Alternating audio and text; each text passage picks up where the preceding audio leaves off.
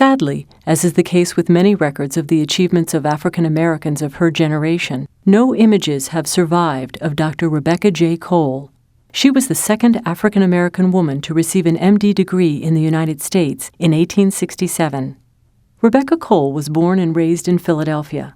She completed her secondary education at the first coeducational high school for African Americans in the city.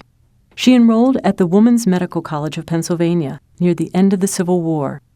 She trained with Dr. Ann Preston, the first woman dean of the school, and in 1867 was the first African American to graduate.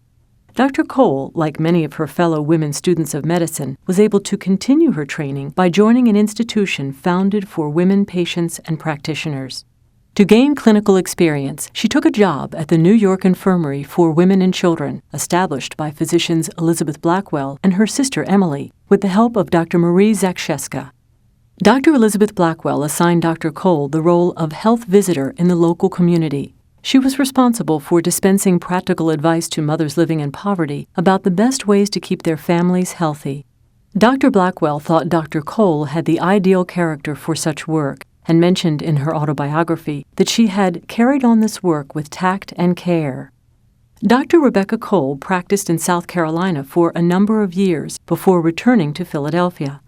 In 1873, she opened a Women's Directory Center to provide medical and legal services to women and children in need.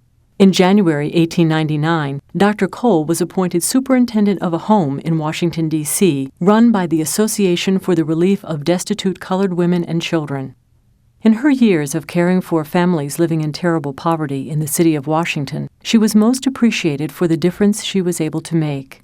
As mentioned in one of the annual reports from the association, Dr. Cole herself has more than fulfilled the expectations of her friends. With a clear and comprehensive view of her whole field of action, she has carried out her plans with the good sense and vigor which are a part of her character.